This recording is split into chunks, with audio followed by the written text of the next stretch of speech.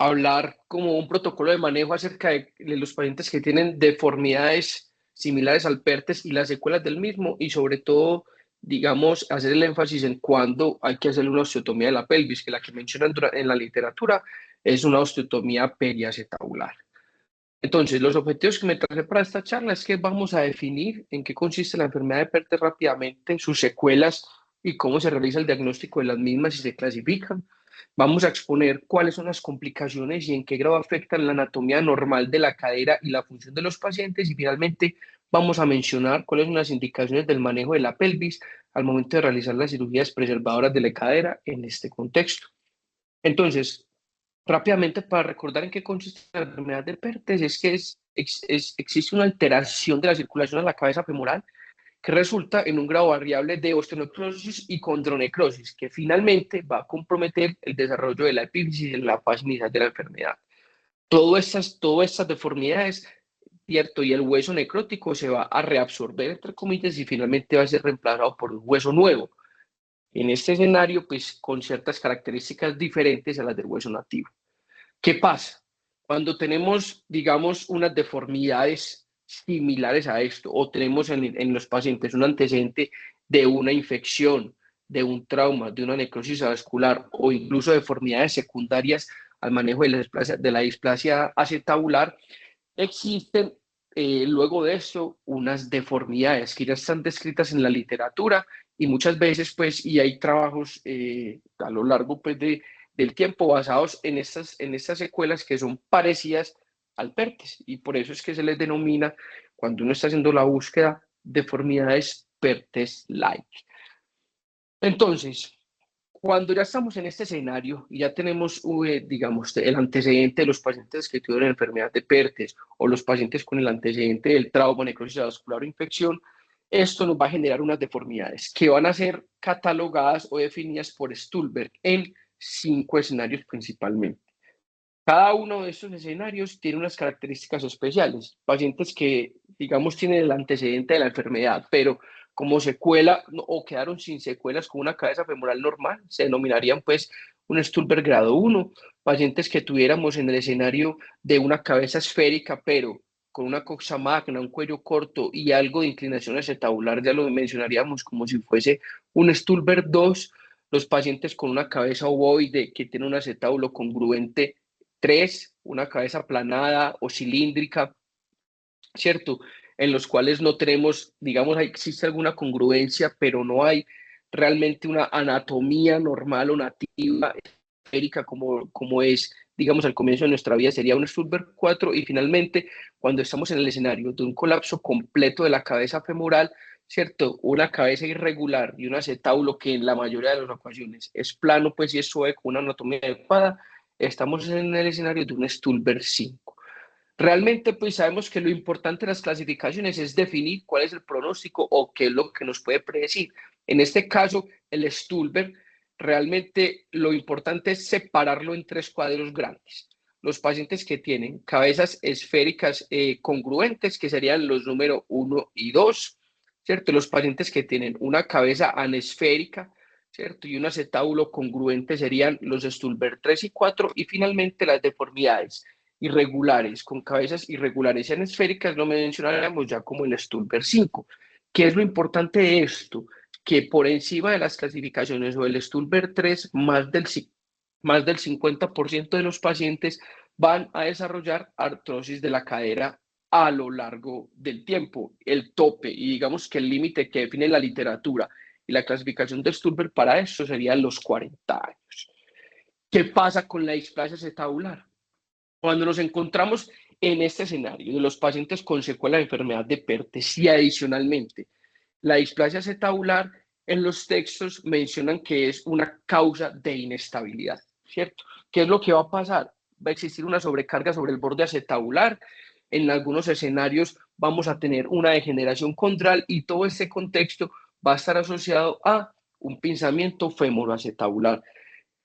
Los autores definen que aquellos pacientes que están en este escenario con secuelas de enfermedad de PERTES y adicionalmente una displasia acetabular van a desarrollar cierto grado de artrosis, casi que a la mitad, pues el 50% de ellos a mediana edad. Entonces, por eso es importante empezar a pensar qué hacer con la displasia acetabular cuando estamos en el escenario de estos pacientes con deformidades similares al PERTES o secuelas de PERTES.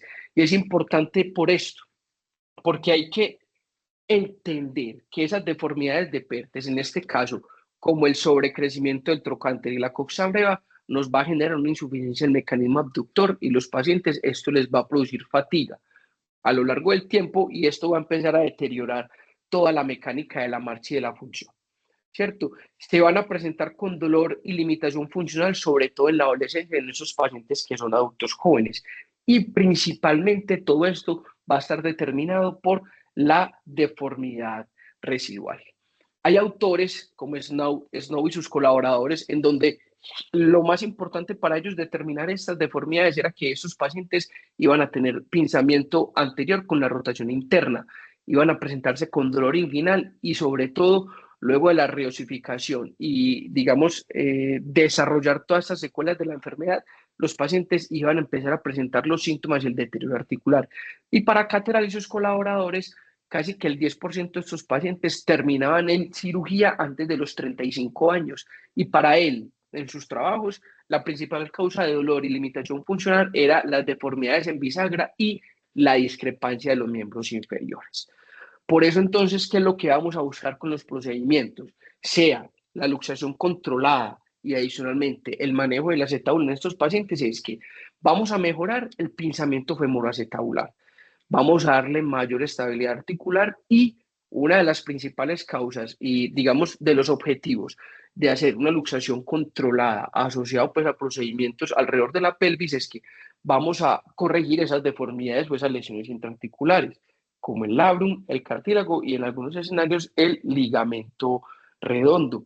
Y es aquí en donde empiezan a aparecer los trabajos. Yo realmente cuando empecé a hacer la búsqueda, ¿cierto? Y algunos artículos que me facilitó el doctor Sarasa, pensé que eran artículos más recientes, pero son artículos que realmente empiezan a hablar de esto desde hace más o menos 10 años como mínimo. Entonces, está este trabajo de Clohisi y Schonecker en donde mencionan que si los pacientes, digamos, que si la luxación controlada y la osteotomía acetabular iba a mejorar el dolor en aquellos pacientes que tenían unas deformidades similares al PERTES asociados a displasia acetabular.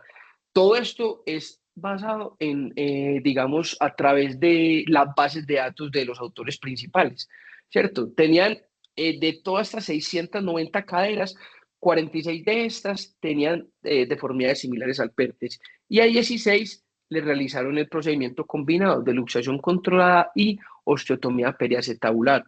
Para ellos definían claramente que las deformidades PERTES-like, como les mencioné en un comienzo, era el sobrecrecimiento del trocánter y un trocánter alto, una coxa magna y una coxa breva.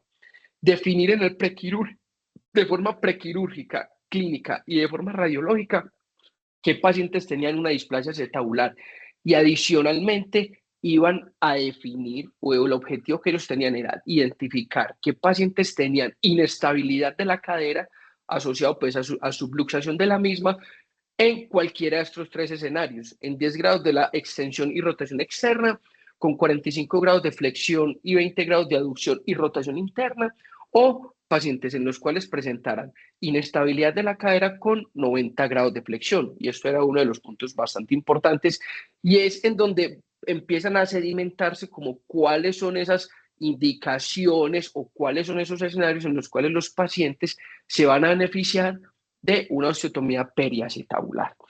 Es aquí entonces en donde vemos cómo la imagen de la derecha tenemos un paciente con esas secuelas de enfermedad de PERTES, una poca cobertura en la P y en el test de abducción, por decirlo así, de la cabeza femoral con un acetábulo displásico y finalmente los pacientes, esta compañerita de 17 años terminó pues en el procedimiento combinado de la luxación controlada y la osteotomía periacetabular.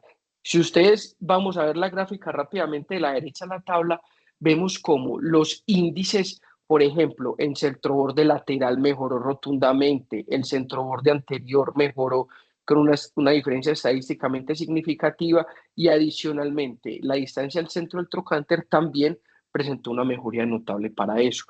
que es importante tener en cuenta que todos estos pacientes, todos, la mayoría iban a tener lesiones del labrum articular.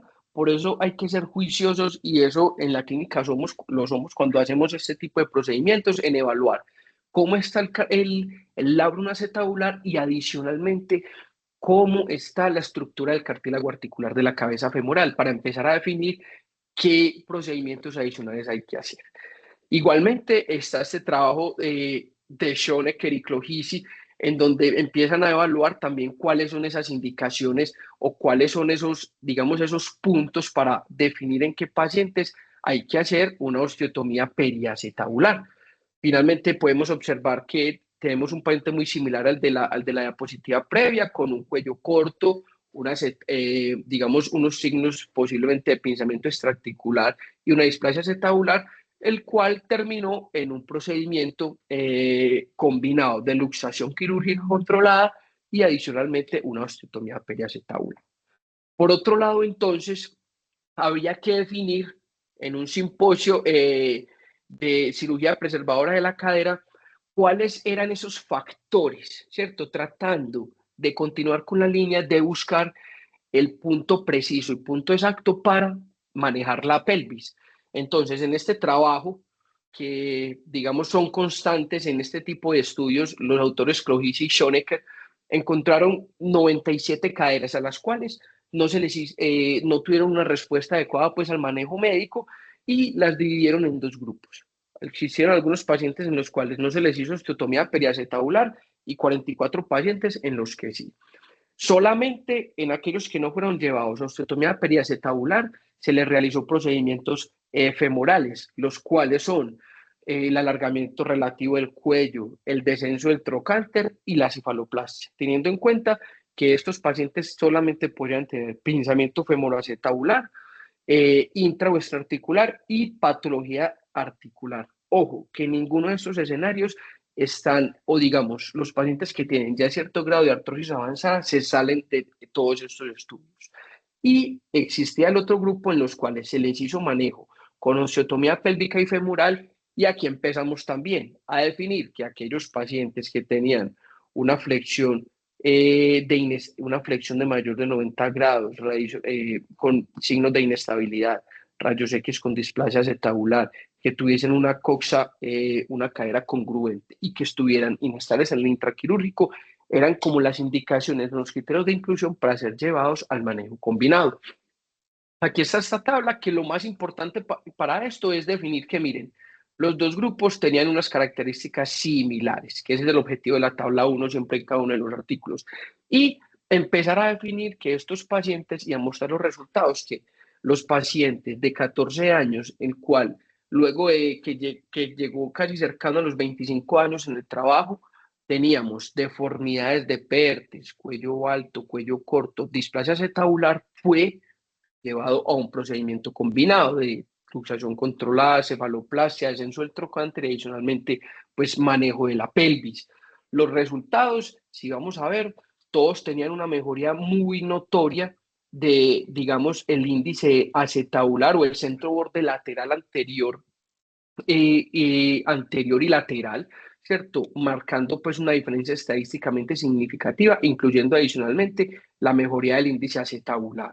Listo, obviamente había que recordar que aquellos pacientes que fueron llevados al grupo de osteotomía pélvica acetabular tenían unos parámetros de displasia acetabular mucho menor, centro borde lateral y centro borde anterior menor a 20 grados, índice acetabular mayor a 10 grados, que eran como principalmente las indicaciones para el manejo de ellos. Y aquí están los pacientes en los cuales fueron llevados a osteotomía combinada, es decir, luxación controlada, manejo de la patología intraarticular y osteotomía del fémur proximal, eran aquellos pacientes que tenían un centro borde menor de 20 grados, un índice acetabular mayor a 10 grados y en algunos escenarios, aquí digamos que la migración la definieron con un tope más alto, pero los trabajos que pude revisar tienen como indicación la migración de la cabeza femoral desde el 30% para arriba, que se mostraban inestables en grados de flexión de 90 grados y 20 grados de abducción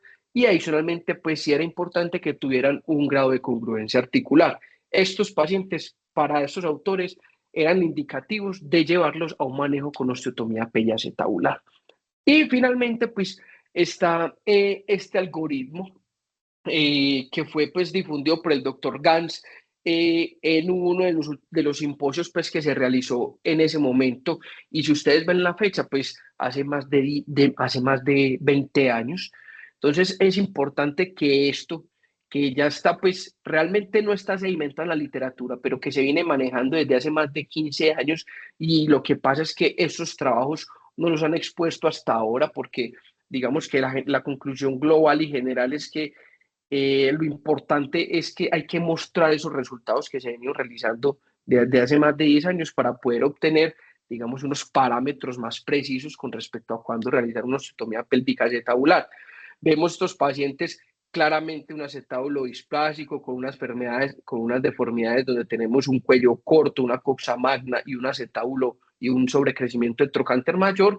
Se llevó pues a un procedimiento combinado de osteotomía proximal femoral, descenso del trocánter y adicionalmente pues reorientación del cuello de el acetábulo, ¿cierto? Y para eso él trató de dilucidar o de sacar un algoritmo para que tomemos conductas con respecto a eso. Entonces, displasia acetabular secundaria a enfermedades, a secuelas de PERTES, hay que definir si el paciente tiene una displasia acetabular y tiene un compromiso extraarticular como un trocánter mayor, cierto, prominente, y una coxa breva, una coxa magna. Ojo, que no tenga artrosis siempre. Vamos a manejar cirugía preservativa en pacientes que no tienen artrosis y tenemos una abducción menor a 20 grados, primero hay que hacer la osteotomía femoral proximal, ya sea alargamiento relativo del cuello y osteotomía intertrocantérica, y se le va a agregar la osteotomía periacetabular. O si tenemos un paciente que tiene un mayor grado de abducción a los 20 grados, primero hay que realizar la osteotomía periacetabular y posteriormente, según el comportamiento en el intraoperatorio con imágenes y estabilidad articular, definir si hacemos el alargamiento relativo del cuello o una osteotomía intertrocantérica. Bueno, en el otro escenario, si tenemos la displasia acetabular y adicionalmente tenemos un pinzamiento o una patología intraarticular, hay que definir. Si tenemos una cabeza que es anesférica, pero que es congruente, hay que evaluar el grado de abducción, ¿cierto? Y definir, realizar la osteotomía periacetabular y el alargamiento relativo del cuello femoral. Y adicionalmente, en el otro escenario, si tenemos una aducción por encima de los 20 grados, definir si el paciente se va a mejorar, y primero vamos a realizar la osteotomía periacetabular con una osteotomía valguizante del fémur proximal, ¿cierto? En estos dos escenarios, evaluándolos con imágenes y pruebas intraoperatorias.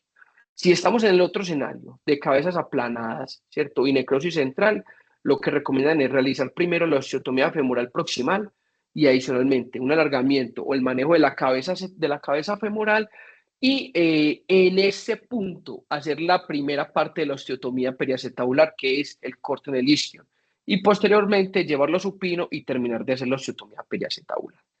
Aquí, pues, como a modo de esquema, este es el punto, es la forma a través por donde se hace pues la osteotomía del isquion. Hay que llevar el gémino inferior hacia superior, exponer pues la parte del isquion y realizar el primer corte para posteriormente pues, llevar al paciente supino. Finalmente, entonces, yo creo que cuando estamos en este contexto hay que siempre tener una visión global del paciente, tanto clínica como radiológicamente, para tomar conductas.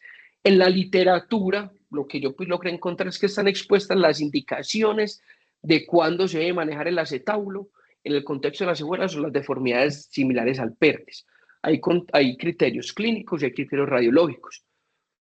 ¿Qué logré yo pues como sedimentar de esto? Que los pacientes que en el escenario inicial que se nos presentan tenemos las deformidades similares al PERTES o las secuelas y tenemos una radiografía con displasia, teniendo en cuenta un centro borde menor a 20, un índice acetabular mayor a 10 grados y una migración que esté por encima del 30, esos pacientes se beneficiarán de osteotomía periacetabular. Adicionalmente, si se muestran rangos, digamos, signos clínicos de inestabilidad o subluxación de la cadera en rangos de flexión de 90 grados y abducción de 20 grados, esos pacientes se beneficiarían del mismo y tener en cuenta que deberíamos tener deformidades congruentes sin artrosis para poder tener unos desenlaces más predecibles.